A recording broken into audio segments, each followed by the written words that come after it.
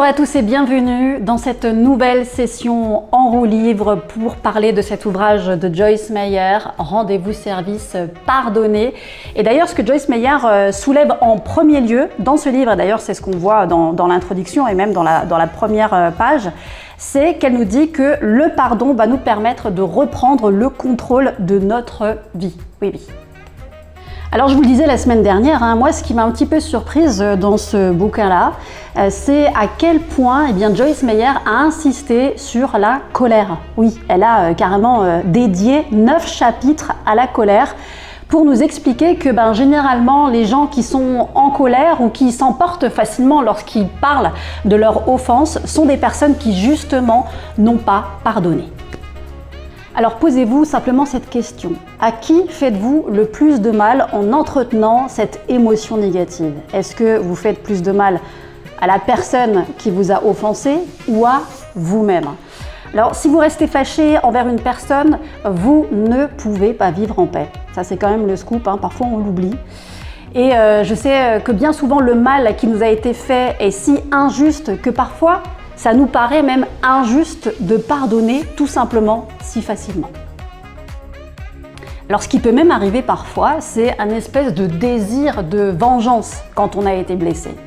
Mais Dieu nous dit que c'est à lui qu'appartient la vengeance. Dans Hébreux 10:30, oui, à moi la vengeance, car c'est moi qui rétribuerai. Et d'ailleurs, je voulais aussi lire ce petit passage du livre à la page 13, où Joyce Meyer, elle mentionne quelque chose d'intéressant. C'est ceux à qui nous devons pardonner ne le méritent généralement pas. Et parfois, nous ne le souhaitons même pas. Ils ignorent peut-être qu'ils nous ont offensés et ils s'en moquent. Et pourtant, Dieu nous demande de leur pardonner. Cela peut paraître terriblement injuste si nous oublions que Dieu fait pour nous ce qu'il veut que nous fassions pour les autres. Il nous pardonne sans cesse et continue à nous porter un amour inconditionnel.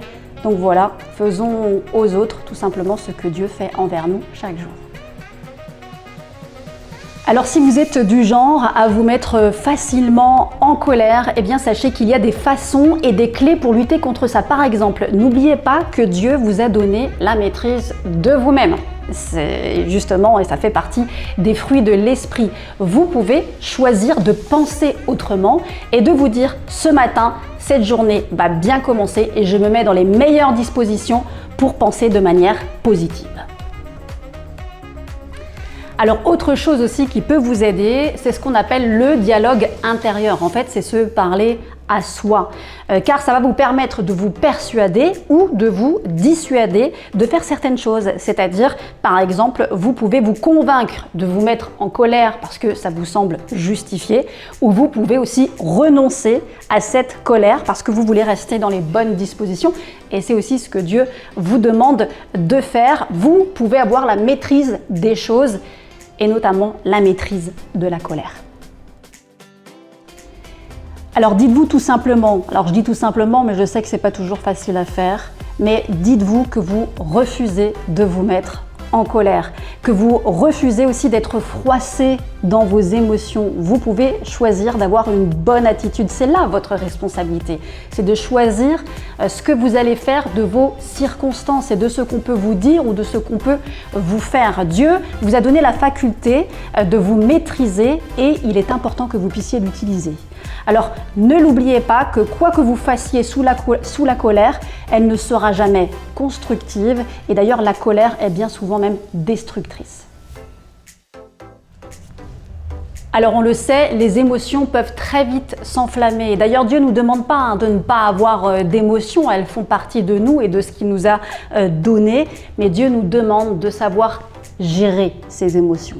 Et d'ailleurs, l'apôtre Paul nous dit lui-même de ne pas nous coucher sur notre colère. Le fait d'être en colère n'est pas un péché. C'est qu'est-ce qu'on va faire de cette colère? Qu'est-ce que va engendrer cette colère dans notre bouche, mais aussi dans nos actions?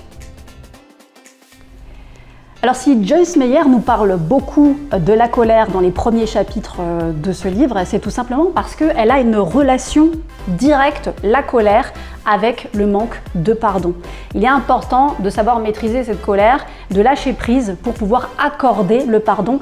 Et c'est d'ailleurs le thème qu'on va continuer d'aborder dans la prochaine session de ce livre, Rendez-vous service pardonner. Alors vous voyez, j'ai vraiment mis plein de post-it parce que j'ai annoté plein de choses qui sont super importantes. On va continuer encore d'en parler la semaine prochaine.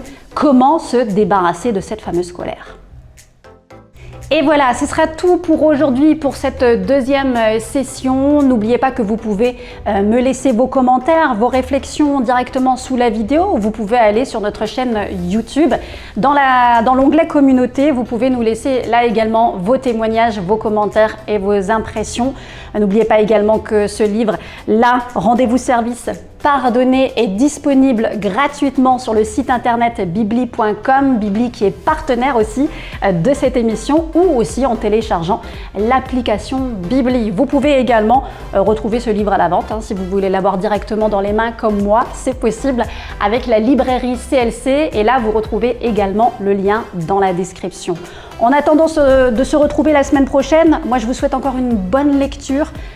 Essayez de retenir vraiment les points essentiels pour vous libérer de la colère, peut-être aider d'autres à se libérer de la colère. On se donne rendez-vous la semaine prochaine pour continuer ce livre ensemble.